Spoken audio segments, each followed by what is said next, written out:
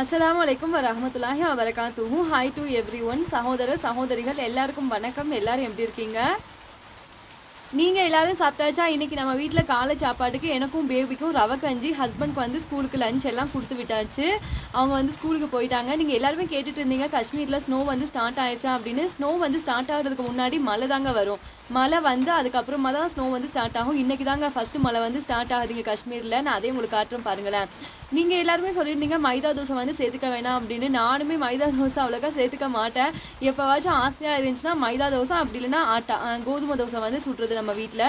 இருந்தாலும் அரிசி மாவு தோசைக்கு தாங்க ஆசையாக இருக்குது. உளுந்து வந்து காஷ்மீரில் மெயினாக சூப்பர் மார்க்கெட்டில் வந்து கிடைக்கிறது வந்து கருப்பு உளுந்து தான் கிடைக்கும். அதை வாங்கி சில நேரங்களில் இட்லி சுடுவேன். கருப்பு உளுந்துக்கு இட்லிக்கு வந்து நல்லாயிருக்கும். அதே மாதிரி உளுந்து பனியும் அது கூடவே வடை, இதுகளுக்கு வந்து கருப்பு உளுந்து வந்து நல்லாயிருக்கும். அதே மாதிரி கருப்பு உளுந்தோட ரேட்டே வந்து 1 கிலோ வந்து 500 ரூபாய்க்கு மேலே வந்து இருக்கும். 1/4 கிலோ வாங்கினோம் அப்படின்னா 250 ரூபா. லாஸ்ட் டைம் நான் வந்து வாங்கியிருந்தேன் 250 ரூபா அப்படின்னு தான் வாங்கியிருந்தது. ஒரு 4-5 வாட்டி சுட்டுறதுக்கு வந்து சரியாக வருது. அதுக்கப்புறமா பத்த மாட்டேங்குதா, அதோட வந்து விட்டுறது. இப்படி தான் போயிட்டுருக்கு. நான் 1 வருஷத்துக்கு முன்னாடி ஊருக்கு போகையில் வாங்கிட்டு வந்திருந்தேன். 5 கிலோ வந்து வாங்கிட்டு வந்திருந்தேன். அதை வச்சு தான் இவ்வளோ நாளாக வந்து போக்கிக்கிட்டு இருந்தேன். ஆன்லைனில் வந்து ஆர்டர் போடலாம் அப்படின்னா ஆன்லைனை வந்து நம்ம இப்போ புல்வாமாவில் இருக்கிறது வில்லேஜுக்கு வந்து கொண்டு வர மாட்டேங்கிறாங்க. மெயினுக்கு வந்து வர்றாங்க. இவங்க ஸ்கூலுக்கு போகிறவங்க, நான் வீட்டில் இருக்கிறேன். அங்கே போய் வாங்க முடியாது பார்த்தீங்களா. அதனால தான் வந்து அதுவுமே நமக்கு தட்டி போகுது. பார்க்கலாம். ஆனால் அரிசிமா தோசைக்கு வந்து ஈடே எதுவும் இல்லைங்க. அவ்வளோ டேஸ்ட்டாக இருக்கும். நம்ம ஊர் சட்னி சாம்பார் அப்படின்னா நம்ம ஊர்லேயும் புயல் அப்படின்னு கேள்விப்பட்டேன். வீட்டில் உள்ளவங்க சொல்லியிருந்தாங்க, பார்த்து பத்திரமா இருந்துக்கோங்க. வெளியே மழை பெய்யுது அப்படிங்கிறதுனால ட்ரெஸ் எல்லாத்தையும் உள்ளே வந்து ஷிஃப்ட் பண்ணியாச்சு. ஏன்னா இது காய வைக்கிறதுக்கு நான் அவ்வளோ கஷ்டப்பட்டேங்க. இன்றைக்கி மழை வந்துச்சுன்னா அவ்வளோதான். அதனால் உள்ளே வந்து கொடியில் எடுத்து போட்டாச்சு. சாக்ஸ் வந்து எப்படியும் ஒவ்வொரு வீட்டுக்கு 50-60 சாக்ஸ் வந்து செட்டாக வச்சுருப்பாங்க. ஸ்னோ வந்து அதிகமாக வரையில் மைனஸ் டெம்பரேச்சருக்கு போகையில் ஒவ்வொருத்தரும் வந்து ஒரு சாக்ஸ் வியர் பண்ண மாட்டாங்க. 2 சாக்ஸ் 3 சாக்ஸ் அந்த மாதிரி வந்து வியர் பண்ணுவாங்க. ஏன்னா அப்படிலாம் வியர் பண்ணால் தான் நம்ம இங்கே இருக்க கோல்டை வந்து டாலரேட் பண்ண முடியும். இந்த சாக்ஸ் வந்து நல்ல வாட்டர் ப்ரூஃப் சாக்ஸுங்க. என்னோட ஹஸ்பண்ட் வந்து டியூட்டிக்கு எங்கேயாவது போகையில் அவங்க வந்து வியர் பண்ணிட்டு போவாங்க. இதை வந்து துவைச்சு வெளியே தான் காய வச்சிருந்தேன். இப்போ மழை வரவும் தான் எல்லாத்தையும் எடுத்து உள்ளே வச்சாச்சு. இங்கே வந்து கரண்ட் வந்து அடிக்கடி இப்போ ஆஃப் ஆகுதுங்க. ஏன்னா குளிர்காலம் வந்துருச்சு அப்படின்னாலே கரண்ட் இவங்க அடிக்கடி அமர்த்திட்டே இருப்பாங்க. ரைஸ் வந்து குக்கரில் தான் போட்டிருந்தேன். கரண்ட் ஆஃப் ஆகும். இப்போ மாற்றி கேஸ் அடுப்பில் போட்டிருக்கேன். இவங்க காமிக்கிறேன் பாருங்களேன். இப்போ காஷ்மீரில் குளிர்காலம் ஸ்டார்ட் ஆயிடுச்சு பாருங்களேன். கரண்ட் வந்து அடிக்கடி ஆஃப் பண்ணுவாங்க. கரண்ட் வந்து போயிடுச்சு. குக்கரில் தான் குக் பண்ண வச்சுருந்தேன். இப்போ கரண்ட் போயிடுச்சு அப்படிங்கிறதுனால கேஸில் வந்து மாற்றி வச்சுருக்கேன். இந்த சைடு வந்து தண்ணி பேக்குங்க. தண்ணி வந்து கொதிச்சுட்ருக்கு வாட்டர் பேக்காக. கடுமையான குளிராக இருக்குது. கரண்ட் போயிடுச்சு அப்படின்னா இருக்கவே முடியல. அதுக்காக தான் தண்ணியை கொதிக்க வச்சுட்ருக்கேன் வாட்டர் பேக்காக. வீட்டு வேலை எல்லாத்தையும் முடிச்சுட்டு நம்ம கேரட் தோட்டத்துக்கு வந்தாச்சு. கேரட் வந்து நான் விதைச்சி ஒரு 3 மாதத்துக்கு மேலேயே இருக்கும். கேரட் வந்து முத்தி இருந்துச்சுன்னா இன்றைக்கி ஒரு 4-5 கேரட்டை வந்து பறித்து கேரட் பிக்கிள் பண்ணலாம் அப்படின்னு. ஆனால் அந்த அளவுக்கு முத்துன மாதிரி எனக்கு தெரியலை. சரி, அதோட இப்போ வந்து பறிக்க மானா சின்னதாக தான் இருக்குது. இங்கே பாருங்களேன், குட்டியாக தான் இருக்குது. இப்போ பறிக்க மானா, இன்னும் ஒரு மாதம் போகட்டும் அப்படின்னு விட்டுட்டேன். இங்கே பாருங்களேன், சரிங்களா?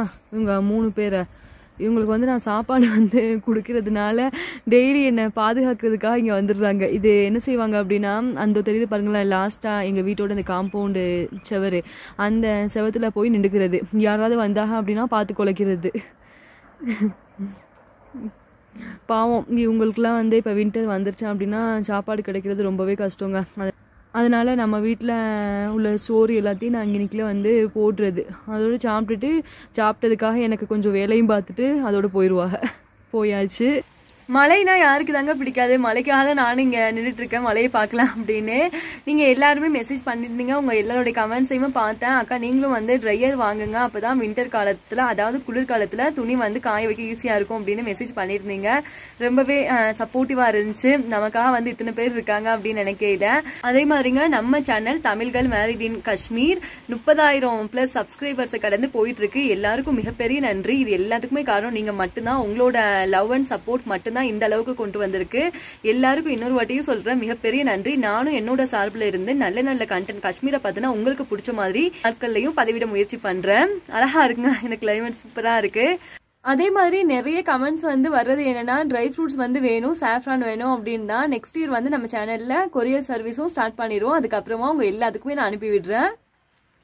அதுக்கப்புறமா நீங்க எல்லாரும் கேக்குற இன்னொரு ஒரு கொஸ்டின், அக்கா நீங்க நம்ம ஊர் தமிழ்நாடு சமையல் வந்து காஷ்மீர்ல செய்வீங்களா அப்படின்னு. காஷ்மீர்லயே நான் நம்ம ஊர் ஸ்டைல் தமிழ்நாடு சமையல்லாம் செய்யதான் செய்யறது. இடையில என்னோட ஹஸ்பண்டுக்கு வந்து தோசை அப்படின்னா ரொம்பவே ஃபேவரட். அவங்களுக்கு கீ தோசை, பட்டர் தோசை, அதுக்கப்புறம் எக் தோசை அப்படின்னா ரொம்பவே பிடிக்கும். இதுவும் வந்து நாங்க செஞ்சுக்கிறதா. அதே மாதிரி நான் வந்து நம்ம ஊர் தமிழ்நாடு சமையல்ல எதை வந்து மிஸ் பண்றேன் அப்படின்னா, எனக்கு நான் ரொம்பவே மிஸ் பண்றேன் என்னோட பர்சனல் ஃபேவரட் அப்படின்னா கடல் மீன்கள்ல செங்கனி மீன் அப்படின்னு சொல்லுவாங்க. அந்த மீன் வந்து எனக்கு அவ்வளோ உயருங்க. அந்த மீன் அப்படின்னா என்னோட அம்மம்மா, நான் உங்களுக்கு நிறைய வீடியோல சொல்லியிருப்பேன், அவங்க வந்து நான் ஸ்கூல் விட்டு வர்றதுக்கு முன்னாடி அவங்க எங்க பார்த்தாலும் அந்த செங்கனி மீன் தான் விட மாட்டாங்க. வாங்கி சமைச்சு அதை வந்து சுட சுட சாப்பிடணும். அவ்வளோ அழகா இருக்கும் அந்த மீன், டேஸ்ட் பக்காவா இருக்கும் மீன். அதுக்கப்புறம் செங்கனி மீன் பொரியல் என்னோட பர்சனல் ஃபேவரட்டுங்க. உண்மையாவே நான் மிஸ் பண்றேன் அப்படின்னா செங்கனி மீனை தான் ரொம்பவே மிஸ் பண்றேன். எனக்கு அது ரொம்ப பிடிக்கும். அது கூடவே கணவாய், இதெல்லாம் விட எனக்கு ரொம்ப பிடிச்சது செங்கனி மீன்ங்க. செங்கனி மீன் இல்லாம நான் இருந்ததே இல்லை. ஆனா இப்ப 3 வருஷமா செங்கனி மீனை கண்ணில் பார்த்தே 3 வருஷம் ஆச்சு. என்ன பண்றது, ஊருக்கு போகையில தான் சாப்பிட முடியும். இங்க வந்து மீன் வந்து கிடைக்கும். இங்க வந்து பண்ணை மீன் அந்த மீன் தான் கிடைக்குது. ஆனா எனக்கு அது ஒத்தே வர மாட்டேங்குது. ஏன்னா நம்ம கடல் மீனையே சாப்பிட்டுட்டு பண்ணை மீன் பக்கம் போறது இல்லை. அதனால இங்க நாங்க மீன்லாம் வாங்க மாட்டோம். அதனால மீன் வந்து நம்ம வாங்குறது கிடையாது. மீனுக்கு பதிலா நம்ம உபயோகப்படுத்துறது காய்கறிகள் தான். இப்ப காஷ்மீர்ல வின்டர் குளிர்காலம் அப்படிங்கிறதுனால காய வச்ச காய்கறிகள் தான் பயன்படுத்திட்டு இருக்கோம். காய வச்ச காய்கறிகள் அப்படின்னா காய வச்ச பட்டாணி, காய வச்ச கத்திரிக்காய், தக்காளியை முதக்குன்னு காய வச்சு வச்சிருது. இது கூட வந்து உருளைக்கிழங்கும் வச்சிருப்போம். உருளைக்கிழங்கு வந்து காய வைக்கிறது இல்லை. உருளைக்கிழங்கு வந்து ஏன்னா உருளைக்கிழங்கு வந்து ஈஸியா வந்து கெட்டு போகாது காஷ்மீர்ல பொறுத்த வரைக்கும். உருளைக்கிழங்கு, அது கூட வெங்காயம், அது கூட வெள்ளைப்பூடு, இது 3 வந்து சீக்கிரமா வந்து கெட்டு போகாது. வெள்ளைப்பூடுலாம் நான் இப்ப பறிச்சு வச்சு எப்படியும் 9 மாசம் வந்து வரப்போகுது. 9 மாசம் ஆகியும் வெள்ளைப்பூடு வந்து கெட்டு போகல. இதுக்கு வந்து நம்ம தனியா வந்து ஸ்டோர் ரூம் வச்சிருப்போம்ல, அதுல வந்து ஸ்டோர் பண்ணி வச்சிடுறது. நிறைய பேர் கேட்டுட்டு இருக்க விஷயம் என்னன்னா, அக்கா நீங்க தக்காளியை வந்து எப்படி காய வச்சு வைப்பீங்க? இப்ப காஷ்மீர்ல வந்து தக்காளிக்கான சீசன் வந்து முடிஞ்சிருச்சு. நான் அடுத்த வருஷம் விளைவிப்பேன்ல, அப்ப வந்து நான் எப்படி அப்படிங்கறத பத்தி உங்களுக்கு வீடியோ வந்து அப்லோட் பண்றேன். இதுவே கோடை காலம் அப்படின்னா கோடை காலத்துல எல்லா விதமான காய்கறிகளும் நம்ம காஷ்மீர் வீட்டு தோட்டத்திலேயே நான் விளைவிச்சிருவேன். முட்டைக்கோசா இருக்கட்டும், காலிஃபிளவரா இருக்கட்டும், ப்ரோக்கோலியா இருக்கட்டும், பீன்ஸ் வந்து எல்லா வெரைட்டியுமே போட்டு வச்சிருது. அது கூட தானிவால் அப்படின்னா கொத்தமல்லி, இங்க உள்ளவங்க தானிவால் அப்படின்னு சொல்லுவாங்க. அதே மாதிரி எல்லாருமே கேட்டுட்டு இருக்கீங்க, அக்கா நீங்க காஷ்மீர்ல காய்கறிகள் வந்து வெளியே வாங்க மாட்டீங்களா அப்படின்னு. இப்ப காஷ்மீர்லங்க நான் வீட்டு தோட்டத்திலே காய்கறி எல்லாமே 1 வருஷத்துக்கு தேவையான காய்கறிகளை நான் வீட்டு தோட்டத்திலே விளைவிச்சு அதைத்தான் வந்து நம்ம சமையலுக்கு வந்து யூஸ் பண்றது. அப்ப எக்ஸ்ட்ரா வந்து காய்கறிகள் போச்சு அப்படின்னா பக்கத்துல ரிலேட்டிவ்ஸ் இருப்பாங்க, தெரிஞ்சவங்க இருப்பாங்க, அவங்களுக்கு வந்து கொடுக்கறது. மிச்ச காய்கறிகளை வந்து காய வச்சு காஷ்மீர்ல வர்ற குளிர்காலத்துக்கு வந்து பயன்படுத்திப்பேன். அதே மாதிரி எல்லாரும் கேட்டிருந்த இன்னொரு ஒரு கொஸ்டின், அக்கா காஷ்மீர்ல வின்டர் அதாவது குளிர்காலத்துல விவசாயம் பண்ணுவாங்களா அப்படின்னு. வின்டர்ல விவசாயம் பண்றவங்க கிரீன் ஹவுஸ் வச்சிருக்கவங்க மட்டும்தான் விவசாயம் வந்து பண்ணுவாங்க. இப்ப நம்ம வீட்டுல வந்து கிரீன் ஹவுஸ் வந்து இல்ல. ஏன் வந்து வின்டர்ல விவசாயம் பண்ண மாட்டாங்க அப்படின்னா, வின்டர்ல மைனஸ் டெம்பரேச்சருக்கு வந்து வெதர் வந்து போயிடும். அப்படிங்கிறதுனால கிரீன் ஹவுஸ் இல்லாம இங்க விவசாயம் வந்து பண்ண முடியாது. கிரீன் ஹவுஸ் இல்லாம காஷ்மீர்ல வின்டர் காலத்துல என்னென்ன வெஜிடபிள் வந்து விளைவிக்கலாம் அப்படின்னா, கேரட்டா இருக்கட்டும், பீட்ரூட்டா இருக்கட்டும், அதுக்கப்புறம் முள்ளங்கி, இது மட்டும்தாங்க விளைவிக்க முடியும். இந்த 3 காய்கறிகளும் கிரீன் ஹவுஸ் இல்லாம கூட நம்ம விளைவிக்கலாம். இங்க பாருங்க மைனாவை, இவங்க வந்துருவாங்க, எனக்கு காட்டுறேன். ஹலோ, உங்க பாத்தீங்களா வின்டர், அங்க பாத்தீங்களா வின்டர் வந்துச்சு அப்படின்னாலே பாவம் இவங்களுக்குலாம் ரொம்பவே சிரமம். இவங்க வந்து எங்க வீட்டுக்கு மேல அந்த ரூஃப் இருக்கு பாத்தீங்களா, அங்க வந்து எப்படி ஒரு 30-40 மைனா மேல மிடில் வந்து நாங்க இருக்கிறோம். இந்த சைடு வந்து இவங்க வந்து எனக்கு பாதுகாப்புக்கு, பாருங்களேன் பாதுகாப்புக்கு இவங்க 2 பேரும் தான்.